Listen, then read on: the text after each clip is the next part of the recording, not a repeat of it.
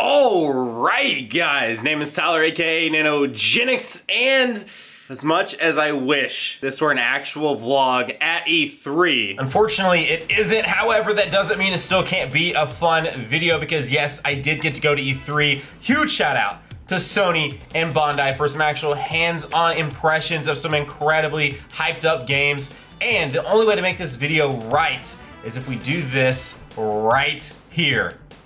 So, Nano, if we're not doing an E3 vlog, what are we doing today? So what I wanted to do, because this is my first ever E3, I've never been to E3 until E3 2018, really quick, E3 is awesome. It's one of those things, if you've ever been to a con, then you sort of know you're in company with like-minded individuals. There's something you can at least find somewhat of a common ground with. So pretty much no one is out of reach of hanging out with, talking to, and everything else. So it was a ton of fun in that sense. And I was there with my dudes Lotus and Rhyme. And Lotus sort of mentioned it's legitimately the equivalent of going to like an amusement park, because we spoke to someone that had been in the Kingdom Hearts 3 line for 5 hours. He walked in, got in line, waited there until they were about to close down, because on day one, Gamers Pass got in for at 2 p.m. Didn't have to go until 7, and he had been in line the whole time, which was absolutely insane, but very similar to an amusement park. I mean, literally everything in lines, but the atmosphere itself was amazing. It was just absolutely fantastic being in there. And as I said just moments ago, I got to get some hands-on impressions on some pretty incredible games, because Bandai and Sony are absolutely awesome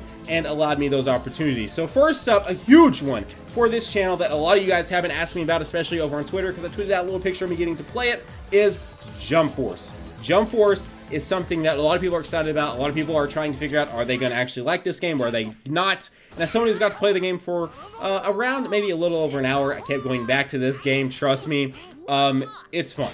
It's incredibly fun. While we're there, I'm going to go ahead and shout him out one more time. Lotus mentioned that this game was to J-Stars 1 what Budokai Tenkaichi 2 was to Budokai Tenkaichi. If you guys never experienced those games, it was a pretty big leap forward for Budokai Tenkaichi moving into 2. 2 being very, very good and somewhat overshadowed because it's Tenkaichi 3 and it's just incredible roster. But anyway, this game felt great. Honestly, I went in with my doubts, as I'm sure many people are, and many people, even after hearing me say this, still will. But the game feels absolutely fantastic for what it is.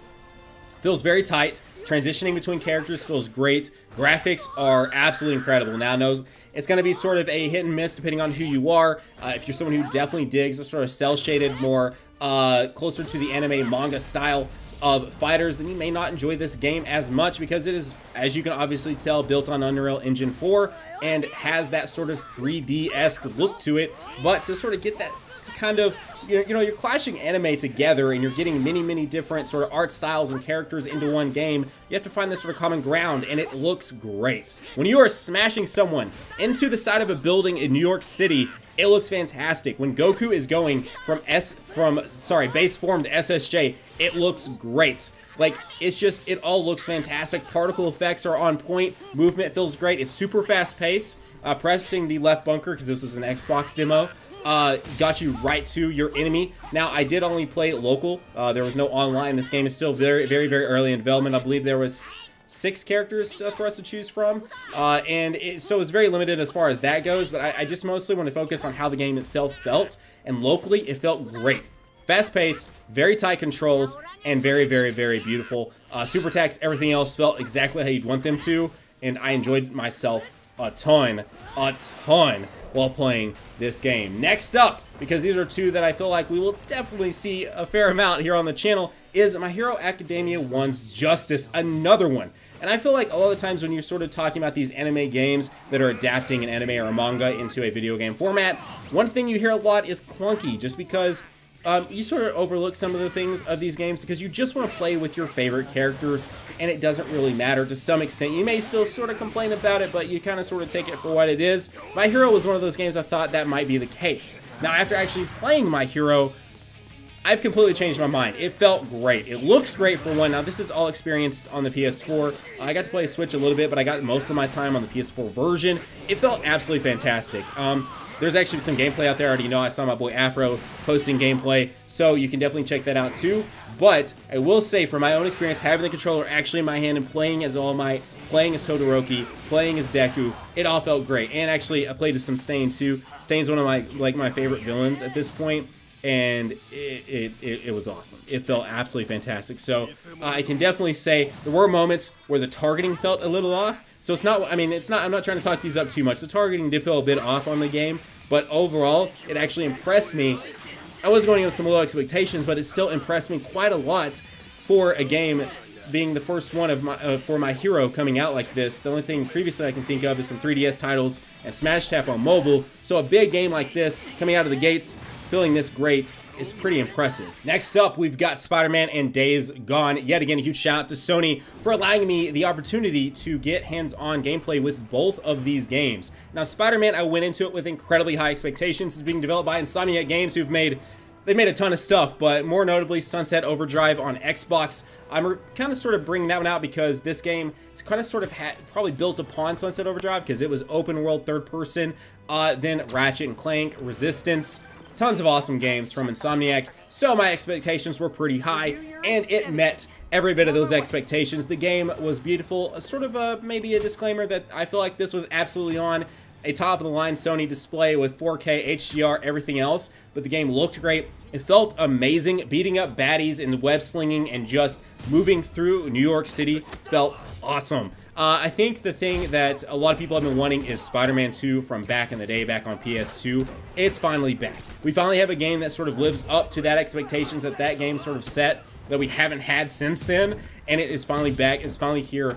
This game just feels great. It looks great. It feels great. It is very much so Arkham-esque gameplay, but I feel like it's so much smoother. There's something about sliding under bad guys or hopping over them or just moving like Spider-Man in real time is just so much fun. Grabbing doors and slinging them at people and just everything about it was just great. Absolutely great. Next up is Days Gone. Now, I went into this one with pretty high expectations as well because it's developed by Bend Studios. Comes out on, I believe it's February 22nd, 2019. A lot of games coming out that day. And they made Uncharted Golden Abyss, which was one of my more favorite Uncharted games. I actually enjoyed that one more than, say, the original, and maybe even 3. 2 and 4 are still up there, but a very, very, very, very well-made Vita game. And so I had some somewhat of high expectations from them. Plus, this game looked fantastic. The thing that sort of has drawn me to it is the Freakers and how they're supposed to have a very unique sort of AI. And I got to take them on. I got to take on a horde of 500 of them at a time. Now, I will definitely say this. Whenever I did this, they told me only one person before me had beat it on their first try. Now, there was other people that had beat it, but on their first try, only one person had done it, and I was actually able to do this. There was a huge arsenal of different weapons and everything else that you had available to you, sort of late game, the demo that we got to play, but it was so much fun, guys. I can't even explain to you putting like the C4 and having like Molotovs available to me and having this huge LMG and my bike and being able to just like run away from them and just sort of, you can see their health bar at the top and you kind of sort of know how many are left from that.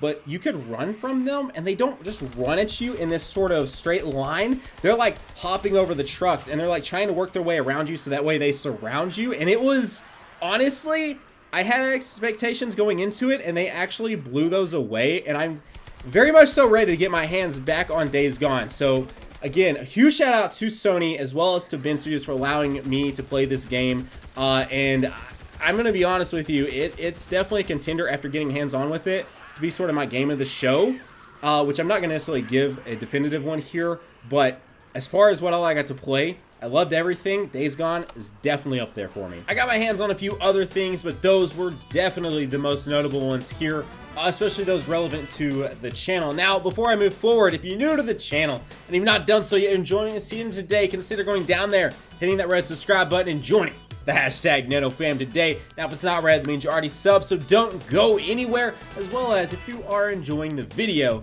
consider slapping the like button down there. Now, let's move into the games that we saw at E3 that I didn't get to play, some of which weren't even on the floor at all, but that I think looked pretty fantastic. First is The Last of Us Part 2. Now, if you don't know a whole lot about me, I'm surrounded by PlayStation stuff. I love PlayStation. Generally speaking, most of their sort of first-party exclusives generally knock it out of the ballpark, and The Last of Us is absolutely no exception. One of definitely the best games we've got in a long time on the PlayStation system, and The Last of Us Part 2 I feel like is going to be nothing short of extraordinary. Now, a huge thing here as part of my E3 experience is I did get to meet the man, Neil Druckmann, VP of Naughty Dog, as well as a director on The Last of Us, and this game, from the presentation to the graphics to the gameplay, everything they showed off at Sony's conference looks amazing. Now, just because I said that about PlayStation doesn't mean I don't still love my Xbox, and that, of course, leads me to Halo Infinity. Halo Infinity looks, well, I can't say a whole lot about it because I'm just excited to see more Halo, and hopefully it's not sort of down that same path of Halo 5. Now, if you're watching this and you're mad that I said that, I just wasn't the biggest fan of 5. 4 was okay. I would love to see more along the lines of 3 and Reach, but I know there's probably not too much going back off the whole sprint and everything else. Still, definitely hoping and definitely have high hopes for Infinity to be very good and to play another good Halo title. Then, moving past that, I couldn't make this video without dropping Kingdom Hearts 3. Dude, Kingdom Hearts 3 just looks fantastic. Now, my favorite trailer they showed off was the one where they showed the Pirates World again. Honestly, the game just looks great. Like, I've seen some comparison screens between the actual Pixar films they're referencing and this game, and some of them, especially the older ones like Monsters and all that, look almost as good as the movies themselves. And it's crazy that this game may actually be releasing within the next, like, year. I know the date right now is in January, but we've been getting told this game's coming out for quite some time now, so I'm definitely ready to have that game in my hands. Seeing people actually playing it at E3 was definitely a nice thing, and I know my boy Indakuba was able to actually get hands-on with it, so it's definitely nice to know that there is a playable version. People actually, I watched people with my own eyes playing this game. I definitely was not going to wait 5 hours to play it, but still, Kingdom Hearts 3, definitely an exciting title coming out of E3 2018. Another big one for me, now this isn't, Kingdom Hearts wasn't a huge announcement or anything like that, neither was Last of Us, but a big one for me was Resident Evil 2, the remake. They had a huge presentation at E3 for it, of course the huge reveal during Sony's conference, and it looks great. It looks absolutely fantastic. It sort of blew me out of the water as to how good it looks, and the fact that you're back playing with your boy Leon. I'm ready to dive all into this game. I'm glad. I like the first person sort of, you know, mode from Resident Evil 7, but I'm definitely ready to hop back into a third person over the shoulder Resident Evil, and this one looks great. Now, another one that no one was really expecting, or I think maybe there was some hints at it or whatever, was Dying Light 2. I never actually finished Dying Light 1, but Dying Light 1 I got about 15 hours into, give or take. I'm really bad about games like that where I'll explore a ton, and so it's a lot of my time, whereas I think you could probably beat that story in maybe 15 hours. For me, no, I did way too many side missions, way too much exploration. That 15 hours for me was probably like maybe 5 hours deep into the actual story. But Dying Light 2 looks great. I'm definitely ready to hop all in on that. Next up was Death Stranding. That one was kind of weird for me because I'm super excited about that game. I have full faith in Kojima to make another stellar game. Metal Gear Solid was always great. So I'm definitely excited to get my hands on it and try it out, but the gameplay of it sort of, it made me like, what? Like, I'm more confused. I've seen gameplay of this game, and I'm more confused now than I was before just seeing the CG sort of E3 trailers. So definitely ready to actually get my hands on this game, but I'm still excited. Full faith in Kojima of making a great game. So I think the game will still turn out great. It just may be even more weird than what we've even seen before from him. And that may not be a bad thing at all. Which leads me into Cyberpunk 2077. Now, granted, I didn't go hands-on with this. Very few people did. It's a first-person RPG from the guys, CD Projekt Red, that made the Witcher series. I couldn't be more excited for this game. A first-person sort of futuristic RPG from those guys. Like, dude, just yes. All the yes. It's how I started the edits on this video. It's what's in the background right now. I'm so ready to get my hands on this game and play this game. And in that same sort of aspect, first person, moving into Fallout 76, I am actually pretty excited for this. Fallout 4 sort of left a little bit to be desired for me personally. I enjoyed Fallout 4 for what it was, but for me, 3 and New Vegas are the peak of Fallout for me personally. Now, that might hurt some people's feelings, my apologies, but it's just for me, Fallout 3 and New Vegas were definitely the peaks of Fallout. However, playing a multiplayer Fallout does sound a ton of fun. I'm absolutely going to hop in, dive in, and probably play with my boy Rhyme and others as well. And then, last but absolutely not least. Now, granted, I'm sure I've missed some games that some of you guys think I should have absolutely sort of mentioned here. Forza Horizon, you know, Gears, all those things. I'll probably play a lot of games I've not even mentioned here. It's just some of these are the more highlightable, notable ones in my head right now while recording this. But last but not least, my probably favorite sort of thing that was hinted at, we sort of had leaks on. Everything else, the big one for me, is none other than...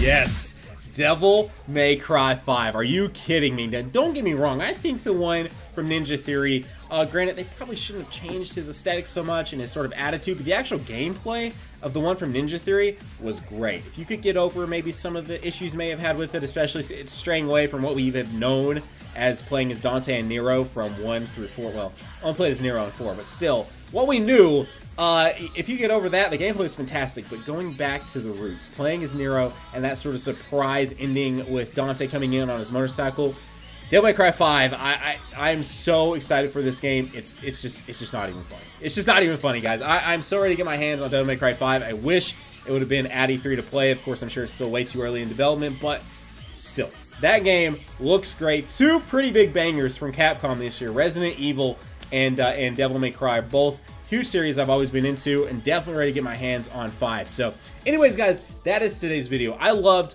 going to E3 2018. I absolutely want to go back, and hopefully the next time I go back, I'm able to actually, you know, do a proper vlog and actually vlog and still do a video like this. I like videos like this. I watch videos like this all the time, which is sort of what inspired me to make my own. So if you did enjoy some content that's maybe more different from my normal stuff, definitely slap that like button. If you're new to the channel, you're still here with me right now and you've not done so yet, you know, it might be time you might consider going down there, hitting that subscribe button, joining the hashtag NanoFam today. Guys, have a great day. Keep on keeping on. Don't forget to let me know down below what you are most excited about from E3 2018, what you're ready to get your hands on, what you may have already got your hands on, because there was some stuff that was like, boom, turned out right there like that. I didn't even touch on the stuff I'm excited about from VR. Again, this is just a super high over level thing. There were so many games announced, so much stuff. This could have turned into a 2-hour-long video talking to you guys, but still, a lot of the stuff, I just try to, you know, keep it sort of high overview and everything else. So that's what we did. But as I just said moments ago, have a great day. Keep on keeping on. Your boy NanoGenix here, signing off, and I will see you all in the next video. Bye, guys.